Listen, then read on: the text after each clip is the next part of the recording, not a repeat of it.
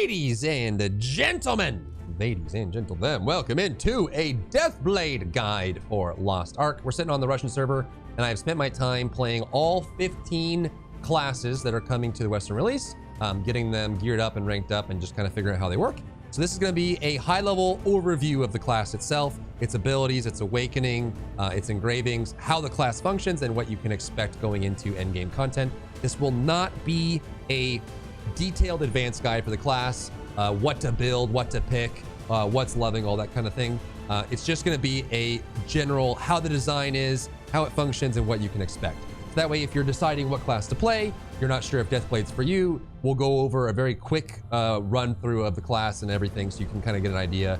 Without having to make the class and level it yourself, you'll know basically what you need to know about Deathblade going into it. So, but first, if you have any questions or comments for me, you'll find me live every day on twitch.tv/Drybear. Who knows? I might even be streaming right now. Deathblade, or it's called Blade in other regions, is a assassin class, and it is one of my favorites, actually. It starts with 2 blades, and then it has a long sword on its back. So you see the shorter attacks with the blade, and then the long sword on the back gets mixed in. So you have 2 different kinds of abilities. Most classes are this way. Actually, 3 different kinds. You'll have ones that use the blades, you'll have ones that use the long sword, and you'll have ones that use, they're just purple and they're cool. I don't even know what they're called on this side, but you have a mixture of those. So you'll be able to kind of put those together. And it is sometimes referred to as like the Captain Levi Attack on Titan class, in that it is very, very fast. It plays very quickly. It has a lot of immunities built into its skills. So you actually, probably one of the classes that gets interrupted the least based on how you play. And I think it's just super satisfying to watch. You get a lot of big damage, lots of motion, you get lots of hits there, and it feels really good to play.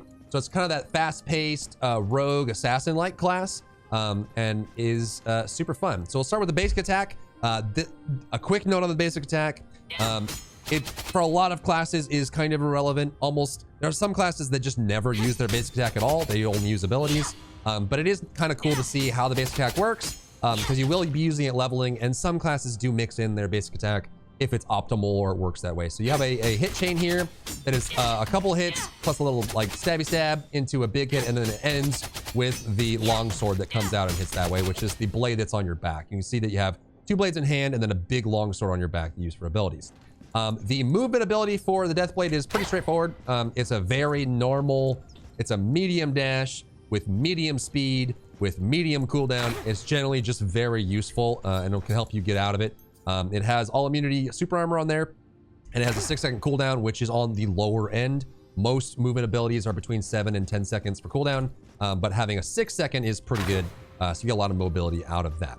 The identity for the Deathblade, every class has its identity, is the, I don't even know what this is going to be called in the West. It's called Areas of Will. I've seen it called Deathblade Arts. I don't know what the translations are going to work out in the end, but basically you have this Deathblade Arts that as you attack and deal damage, you'll see these orbs, these 3 orbs fill up. When you are ready, you can activate your Deathblade Arts. So maybe another orb here. I can even just do a full restore and get all of it. When you activate it, you enter Deathblade Arts mode, which when you activate that, it will give you attack speed, and it should, attack speed. It restores some of your maximum mana, cooldown skills go lower. So you just become supercharged. You get attack speed, you get extra cooldown reduction, you just become this super fast, insane mode. And you glow this kind of like angelic color, which is pretty cool. While you're in it, you have just this fast, you can see just generally you move faster, have the shorter cooldowns. You just go into like this almost Kaioken Super Saiyan form. And then when you're ready, if you're still in the mode, you can dump what's left of your battle trance, your Deathblade Arts, into a special attack that, depending on how many orbs you had when you used it, is a bigger attack. You can actually activate it, dump it right away, and you get a bunch of damage forward on top of that. And we'll go over the class engravings at the end, which will modify how you use your identity. But just so you know, when you're going to your skills, you can see that you have your identity skill here, which activates, and then a lot of your gameplay is built around how you manage your Deathblade Arts, when you activate it, when you dump it, how you build it up, and things like that. Your abilities overall have a great mix of mobility, damage, hit chain, and super armor. So you actually have a lot of options, more so than most classes in the game. You have the ability to kind of move around the battle. A lot of them will include some kind of move forward or some kind of motion. allows you to react, and you have great AoE as well. Some of them have crazy charge up time, some don't. Some have crazy AoE. I think as one of the later classes that was added to the game, they got a lot of really kind of quality of life plus visual aesthetic plus function that goes into the class themselves. And I think you'll find a really great option for a lot of options for how you build the character. It is a very standard character in that it has this 8 ability slots. You have more than that in your spell books. You can decide which ones you want to activate, which ones you want to include, and then how you modify them with that. But this video is supposed to be simple overview, so we're not going to go into how to modify, which to use, that kind of thing. Next, let's go over the awakenings. Every class has 2 awakening skills. These can be thought of as your ultimate ability, your big charge. And there's 2 that the Deathblade has, Supernova and Ghost Blades. In PvP and PvE, you will choose one of these and you'll slot it into your awakening slot. And the first one is Supernova. This one is the one that gets used the most from what I've seen in most content. It doesn't mean the other one doesn't get used. There's a good balance here, but I think in general, especially at the high end, people tend to use the ability that is the most flexible and comes with the least downsides, and that's Supernova. And that when you activate it, you angle at the enemy, you activate it, bend down, you go forward, and you get damage. And anyone that's in that dash radius has damage, and then after time, they take another damage. And if they're CCable, they'll be thrown up into the air. So it's very easy to use. It's kind of one of those fire and forget abilities. You can just activate it. Looks cool, feels cool. It's kind of like that more, I guess it would be more like the blade style where you dash by your opponent and they take damage afterwards. So very cinematic in that way, and super easy to use. The other one is Ghost Blades, which is a holding attack. It takes a little bit more planning and positioning to get this right. This one we can just use it. We'll activate, deal some damage, and if you hit the zone, you'll get a big directional attack that comes at the end of it. However, for that time period, you are locked into this animation until you let go, and you have to do it. So you're exposing yourself a little bit. You do have super armor, all immunity on it, which is nice. Means you're a little bit more defensive in doing so, but it is more of a commitment than the other one. I think it looks awesome, and if you have it in the right position, does this do back damage? It does not. Okay, so that just generally has overall full damage, so it's just great. It does throw enemies in the air at the end, and it throws them again, so you have CC on CC targets that can be CC'd. Those are the 2 awakenings for the Deathblade. In general, Deathblade is one of the few melee classes in PvP, from what I've experienced and seen, that can kind of do whatever they want.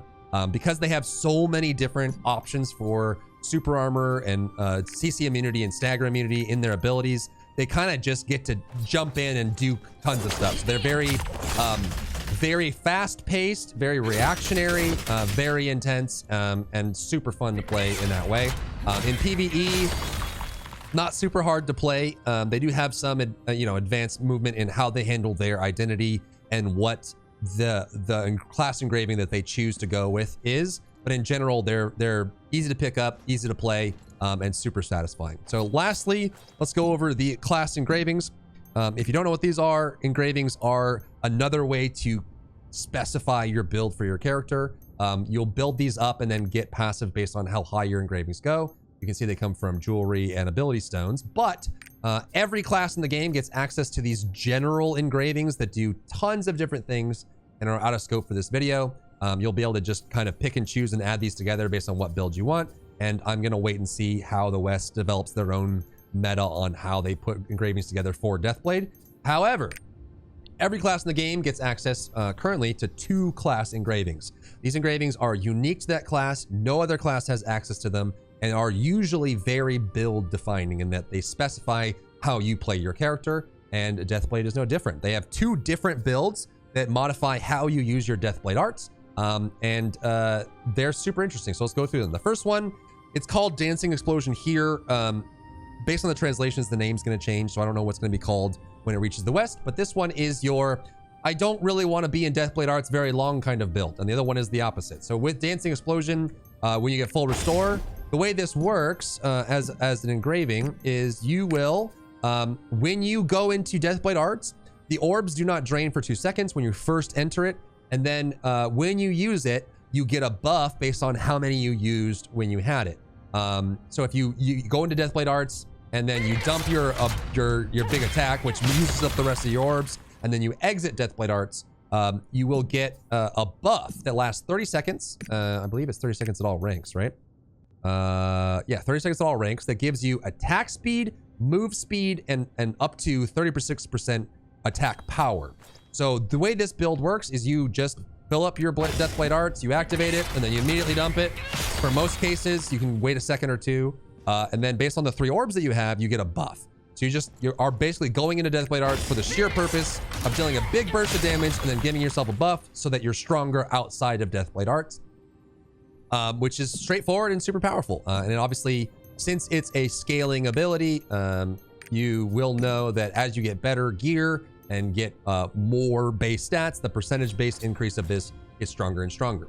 The other class engraving, which is called Firm Will here, I think it's called Blast in Korea, and then it might be called something even different for the Western release, but this is the opposite. You basically want to spend more time in Deathblade Arts. So the way this works is when you enter Deathblade Arts, your dump, this Deathblade Art spend here, concentration of will, or whatever it's going to be called, does full damage whether you have 3 orbs or 1 orb or just a little bit left of 1 orb. So no matter what, you will always do full damage with this ability, which means that you're spending more time in Deathblade Arts, benefiting from the passive bonuses and buffs you get, and then you'll spend it towards the end there. The mechanic or the gimmick that you get when you are using this class engraving specifically is that you want to stack up these Firm Will stacks. So while you're dealing damage in Deathblade Arts, right? So during combat, trans character deals damage, you get a stack of this Firm Will effect. And then you want to build this up 20 times to get a max amount of stacks. So you hit 20 stacks. You can see that each stack increases the damage done by your big dump by a large amount. So you can end up getting a crazy amount. It's like 7.5% here, but obviously numbers can change. That goes 20 times. So you can end up getting 150% more damage on that dump.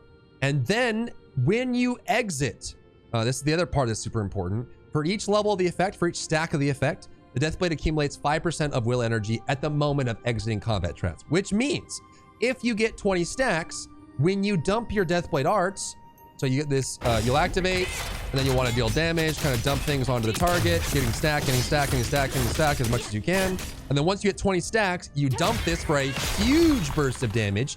And if you had 20 stacks, you will instantly refill and go right back into it.